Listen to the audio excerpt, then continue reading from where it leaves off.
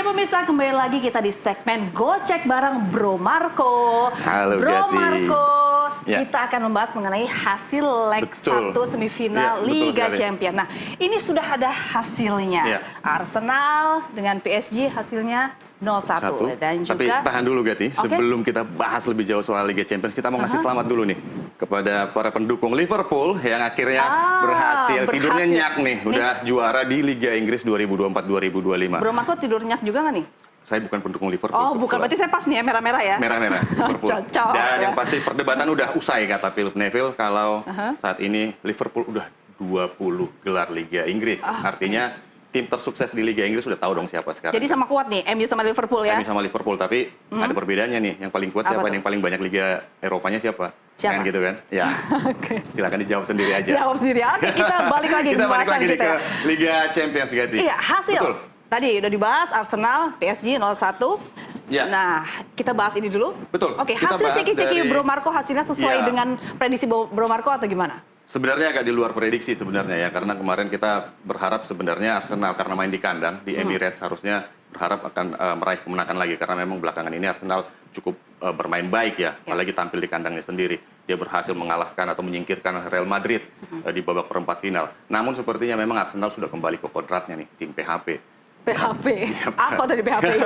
Dan di Liga Inggris saja udah nggak dapat gelar kan, udah Oke. pasti Liverpool juara. Nah, Arsenal peluang di peringkat kedua itu juga kalau memang nggak terpeleset nih di 4 laga terakhirnya. Nah, kemarin main di Emirates itu adalah kekalahan pertama Arsenal dalam 17 pertandingan Oke. di Liga kompetisi resmi Eropa. Dan bagi Paris Saint-Germain ini adalah kemenangan pertama mereka, pecah telur dari 6 pertemuan terakhir. Dan Ya. sosok Dembele nih yang Ini bikin punya hancur. sosok yang luar biasa ya dari Betul. hasil ini ya. Nah, Benar, apa 0-1. Bro Marco, yang jadi istimewa dari sosok Dembele ini apa sehingga hasil dari satu ini mampu diraih oleh PSG? Ya, jadi Dembele kemarin itu mencetak gol di menit keempat kalau nggak salah ya. Menit keempat, dan dia menjadi pemain Prancis pertama yang mencetak gol untuk PSG di babak semifinal Liga Champions. Dan Dembele ini sepertinya, kalau kita tahu Dembele ini sebelumnya adalah bermain di Barcelona. Udah dianggap habis nih sebenarnya Gati. Karirnya sudah, maksudnya performanya udah menurun. Tapi ketika kembali atau ditarik ke PSG, berada di bawah Luis Enrique, mantan pelatih Barcelona, dia kembali bersinar, kembali menjadi andalan. Dia 21 gol di Liga, mencetak 8 gol di Liga Champions. Dan juga yang paling utama lagi, dia kembali ke posisinya sebagai pemain nomor 9, sebagai striker. Itu yang menjadi kunci Dembele bisa bermain Itu yang menjadi cukup kuncinya. baik dengan Jadi lawan pertanyaan Arsenal. apa yang terjadi di Arsenal sehingga telur ini tidak dapat pecahkan? Betul. Jadi sebenarnya Arsenal mungkin sedikit overconfidence ya. Mereka bermain di kandang sendiri, punya track record yang cukup baik lawan PSG. Mereka menang di fase League kemarin 2-0 ya kan. Dan juga dengan dukungan publik sendiri harusnya bisa meraih hasil kemenangan. Tapi yang terjadi adalah Dembele merusak pestanya atau merusak perjalanannya Arsenal. Dan selain Dembele sebenarnya kemarin permainan cukup ada pemain satu lagi yang sebenarnya layak diapresiasi, yakni Gianluigi Donnarumma, kipernya PSG, Paris Saint-Germain, melakukan banyak penyelamatan gemilang, melakukan banyak penyelamatan menghancurkan peluang emasnya Arsenal. Ada beberapa, yang terakhir itu Berapa juga peluang penyelamatan yang ada sekitar 3 dilakukan? atau 4 penyelamatan gemilang yang dilakukan Oke, pahlawan lah ya di situ ya, Donnarumma ini ya. Ada satu yang 1 lawan 1 melawan Martinelli kalau nggak salah di akhir babak pertama, dan itu bisa ditepis dan ya akhirnya menjadi tembok tangguh bagi PSG. Dan yang menarik sebenarnya David Raya juga sebenarnya penjaga gawang Arsenal main cukup baik, banyak melakukan penyelamatan gemilang, menepis beberapa kali tendangan dari pemain-pemainnya PSG. Cuman sayang terlambat di semen kayaknya temboknya. Jadi sempat dijebol sama Dembele. Jadi runtuh dia ya. Runtuh di awal di babak pertama menit keempat udah sempat jebol, baru dia di semen jadi makin kokoh dan nggak kebobolan di babak terakhir. Kita bergeser ke laga berikutnya. Ini ada 6 drama yang terjadi, 6 gol terjadi dan juga di detik ke 30 ya. Iya, jadi ini adalah skor yang cukup besar. Ini cukup menarik karena apa? Karena ini pertandingan yang menarik nggak hanya cuma buat pendukungnya Barcelona aja atau pendukungnya Inter Milan aja. Kita yang bukan pendukung kedua tim ini juga enak lihatnya, banyak gol. 6 gol tercipta. Rame ya golnya ya. 3 gol untuk Barcelona, 3 gol untuk Inter Milan. Dan ini merupakan salah satu skor terbesar kalau boleh dikatakan di semifinal Liga Champions sepanjang sejarah. Ada satu lagi, saya lupa, mungkin Dinamo Kiev lawan Bayern Munchen kalau nggak salah, itu pernah 3-3 juga seri. Dan ini aktornya semua ini, ada di sini. Ini Ya, peran-perannya pada laga ini ya? Ini diwarnai dengan gol cepat, 30 detik, Markus Thuram. Dan ada juga Dumfries Artinya juga, di 30 detik ini shock terapi ya langsung diberikan ya? Iya, dan ini Dumfries ini golnya juga oke banget nih kemarin nih. Lewat tandukan dan juga dia assist juga untuk si Markus Thuram. Markus Thuram dengan backflip lewat kaki belakang, itu cukup menghibur dan belum sampai 1 menit 30.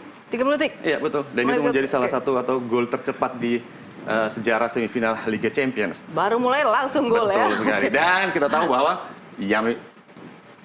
ini yang jadi sosok kunci buat si anak Barcelona. muda ini ya. Istimewanya apa, Bro? Ini dia mencetak gol pertama untuk Barcelona. Kalau Lamine Yamal tidak mencetak gol, nih buat Barcelona, saya pikir dua ini tidak akan tercipta.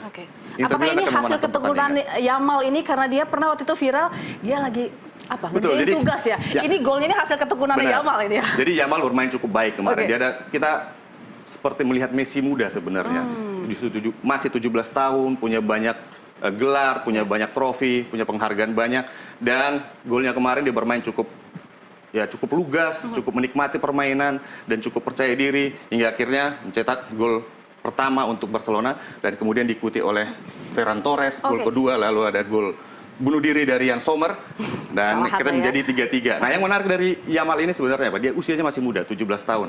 Dan seperti yang Gati bilang tadi, tekun. Jadi dia ini sebenarnya cerminan generasi penerus bangsa yang ideal sebenarnya. Jadi jago main bola, di sekolahnya pintar dan nggak lupa ngerjain PR. Karena dulu kalau masih ingat di Piala Eropa 2024 kemarin, Lamine Yamal kan ada rame itu videonya lagi ngerjain tugas. Iya. Bener kan? Iya. Nah, kelihatannya anak rajin ini dia. Anak rajin sebenarnya dia. Jadi makanya ini generasi penerus yang cukup ideal. Berarti tapi sayang buat Spanyol. 17 tahun berarti Yamal ini masih dapat jatah makanan gizi gratis nih ya? Nah, harusnya sih ya, karena dia memang di akademinya udah lama di akademi Barcelona. Jadi cukup dapat asupan gizi yang memang nutrisinya sudah diatur dari kecil. Nah, ini kan harusnya laga kandangnya Barca ya. Betul. Nah, harusnya itu menjadi power dong buat Barca, tapi kenapa? Ya, jadi ditahan imbang ini. Ini yang menarik sebenarnya dari laga Barcelona dan Inter Milan ini. Ada dua karakter tim yang berbeda di sini. Inter Milan dengan sistem compact defense-nya yang mengandalkan serangan balik, lalu ada Barcelona yang memang serangannya itu mengandalkan serangan cepat, dan ini ada compact defense. Nah, ini kelihatan menarik karena apa? Karena memang Inter lebih dulu mencetak gol. Dan ini adalah kalau Inter lebih lama mencetak gol, mungkin Barca akan mengambil kemenangan. Tapi Thuram berhasil memecah kebuntuan belum semenit pertandingan berlangsung. Jadi mereka bisa lebih leluasa untuk mengatur pertahanannya, sehingga Barcelona juga harus lebih maju untuk menekan, dan mereka mengandalkan serangan balik hingga akhirnya bisa mencetak gol kedua dan ketiga. Beruntung sebenarnya Barcelona cukup tenang menghadapi tekanan seperti ini. Nah, apa hasil ini akibat dari mental drop-nya Barca atas Inter? Oh iya.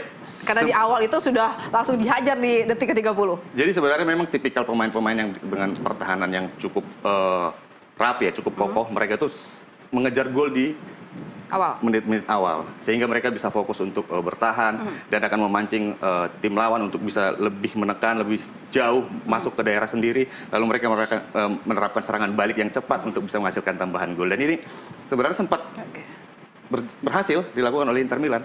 Hanya saja memang Barca kita tahu kuat juga ya. Bukan tim sembarangan lah. Mereka juga dilatih oleh Hansi Flick, pelatih yang sudah membawa tim Bayern Munchen Liga Champions juga, juara treble juga. Jadi ya ini cukup menarik sebenarnya pertandingan antara Barcelona melawan Inter Milan. Oke, kita ke slide berikutnya.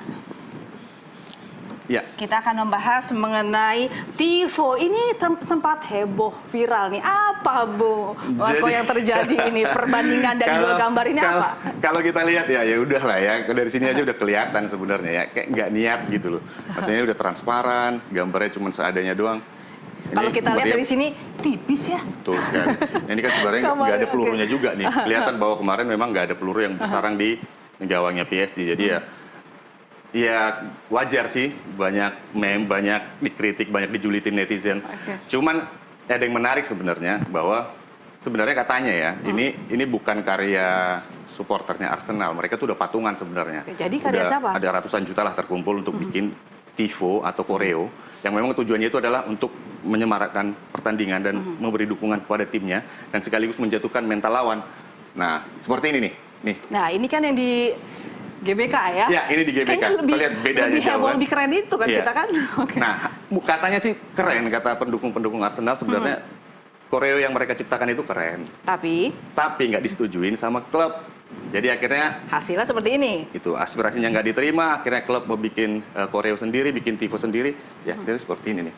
Jadi makanya heboh lah ya. Betul. Kayak ya katanya kalau di netizen bilang, wah bagusan yang di rumah makan warteg gitu, yang tutupan depannya seperti itu. Jadi banyak ya netizen ini akhirnya membanding-bandingkan tifonya ini ya. Nah kalau ini kan memang kita lihat ini adalah salah satu koreo yang dilakukan oleh La Grande, pendukungnya timnas Indonesia saat berhadapan dengan Bahrain. Ya. Kita menang 1-0. Ya, sebelumnya juga ada yang lebih bagus. Supporter puas ya melihat hasil ada ini yang sebelumnya juga lebih bagus itu saat bertemu Jepang. Ada Godzilla di tifo atau koreonya timnas Indonesia. Dan ini ya bedanya yang dilakukan atau yang dibuat dengan hati dan yang dibuat dengan kita tahu lah. Seadanya. Artinya kalau dilihat dari dua perbandingan ini, kita lah ya yang unggul ya. Ya pasti. Dari sini aja dari gambarnya aja udah kelihatan ini garang sekali, galak sekali. Ini udah cukup untuk meneror tim tamu seperti ini. Kalau ini kelihatan ya meriam tapi nggak ada pelurunya gitu. Nah, jadi gara-gara tifo ini apa jadi pengaruhi hasil ini?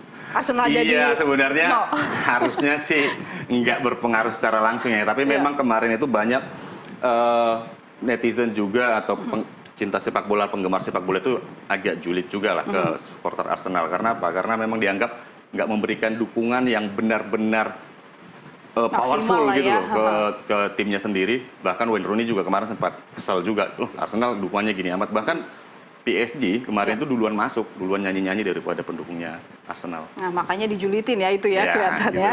Masuk lagi yang gambar kayak gini makin jadi julidnya.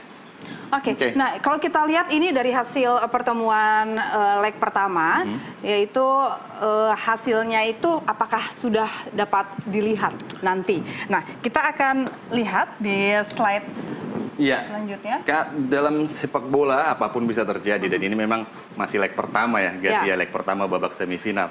Dan tidak mudah menebak hasil akhir dari sebuah pertandingan karena katanya bola itu bundar. Kalau memang bisa dihitung lewat quick count atau hitung cepat, mungkin bisa lebih awal ya kita ngetahuin siapa yang juara. Cuman dari data yang kita kulik-kulik nih ya. Dari ceki-ceki Bro Marco, apa itu? Betul. Siapa yang akan maju ke final? Ya, kita ada data soal tuan rumah final Liga Champions. Jadi dari data yang kita dapat itu ada 4 kali final Liga Champions itu berlangsung di Allianz Arena Munich. Itu selalu menghasilkan juara baru. Yang pertama itu adalah Nottingham Forest. Kita lihat logonya kayak perhutani katanya. Ini ada gambar pohon, tapi ini ada Nottingham Forest. Ini tahun 78-79 dia mengalahkan Malmo 1-0. Lalu ada juga Olympique Marseille di tahun 92 ya. Iya, dia mengalahkan kalau nggak salah ya AC Milan 1-0. Lalu Borussia Dortmund di tahun 96-97. Ini juga menghasilkan juara baru yakni Juventus. Borussia Dortmund maksud kami. Dia berhadapan dengan Juventus. Ini juara baru juga nih, juara baru. Dan yang menarik lagi, yang terakhir juga 2012, 2011, 2012, ini juga juara baru Chelsea. Dia mengalahkan, yang menarik ini mengalahkan siapa? Tuan rumahnya. Bayern Munich lewat adu penalti. Dengan skor? Adu penalti kemarin. Setelah bermain imbang 1-1. Nah, mereka menang dengan adu penalti. Jadi nanti kita bahas lagi Bro Marco ya. Betul. Thank you. Oh ya. Baik pemirsa, tetap bersama kami di Antv Sport. Kami akan masihkan kembali dengan informasi lainnya.